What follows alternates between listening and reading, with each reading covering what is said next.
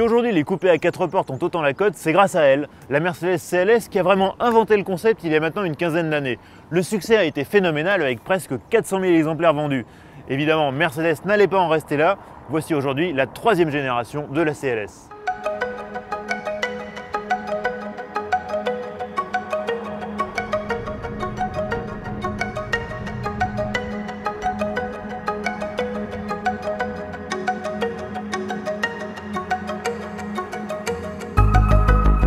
Lorsque Mercedes a présenté la toute première CLS en 2004, personne ne s'attendait à un tel succès. Du coup, elle a lancé une véritable mode. Les Audi Sportback, BMW Grand Coupé, Porsche Panamera, Volkswagen Arteon ou même la nouvelle Peugeot 508 se sont tout un peu inspirés de ce concept.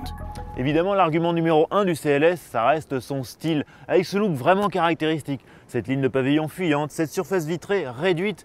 Mais il y a un nouveau langage de style chez Mercedes. Et ici, ça se traduit par ses flancs très épurés, très lissés. À l'avant aussi, il y a du nouveau, avec ses optiques très effilées et cette large calandre légèrement biseautée. Un style qu'on retrouvera aussi sur la prochaine classe A.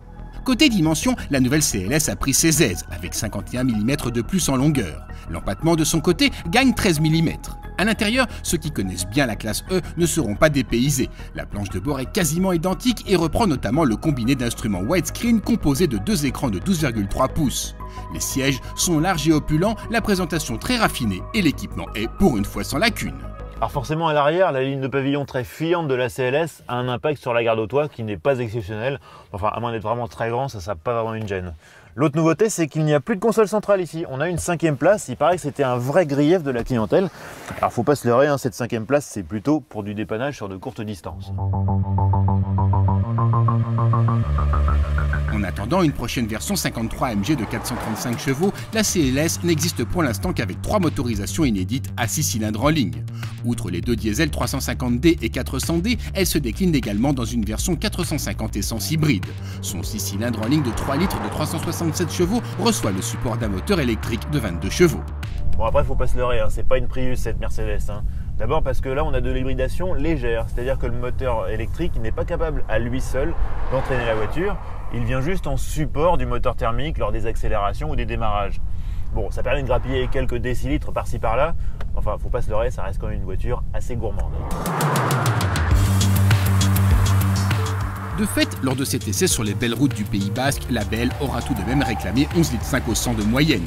Une valeur qui reste cependant relativement raisonnable eu égard aux performances affichées, la CLS 450 étant capable d'accélérer de 0 à 100 km/h en 4 secondes 8 et d'atteindre les 250 km/h en pointe. Malgré ces lignes très dynamiques, la CLS c'est pas une sportive. Pour ça, il faudra attendre l'AMG GT 4 portes qui arrive bientôt et qui est basée sur la même plateforme.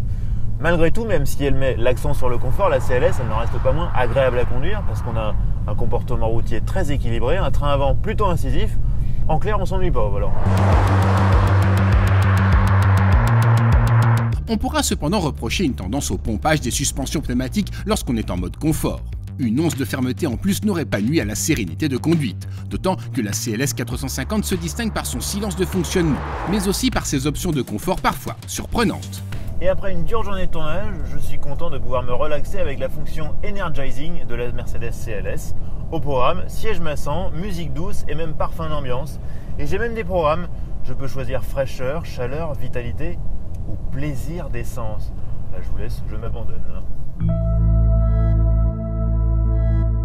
Tout ceci a évidemment un prix, au minimum 76 100 € et même presque 100 000 € pour notre modèle d'essai généreusement optionné.